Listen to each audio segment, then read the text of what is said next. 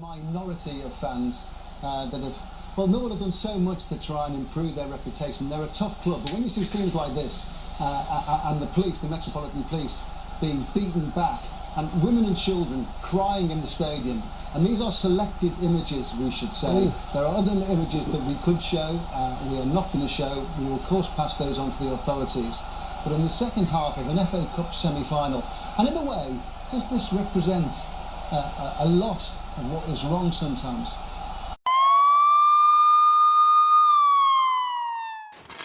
Today on E4, we will be exploring how football hooligans have affected the game of football and showcasing the ugly side of the beautiful game.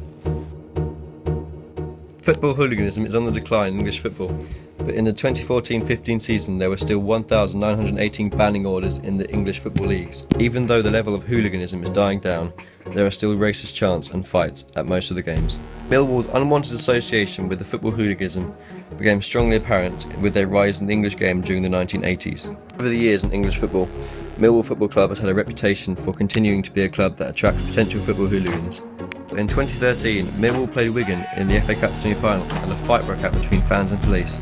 From that short clip, you can see the extent of what the Millwall football hooligans will go to represent and defend their slogan of "No one likes us."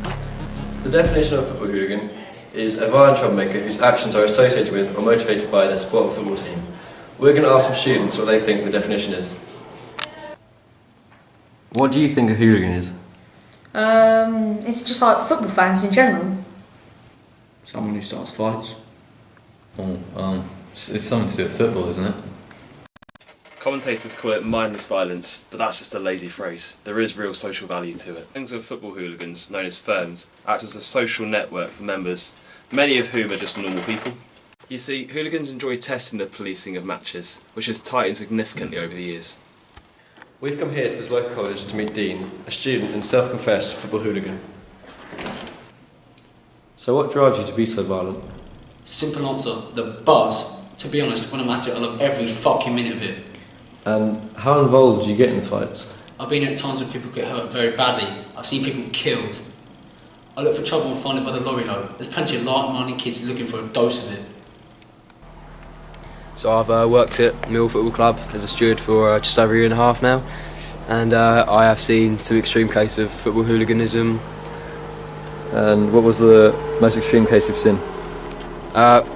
Yeah, a few months back there was a young Charlton fan, and he was actually stabbed outside the ground and sent off to critical condition in local hospital, and I just won't forget that.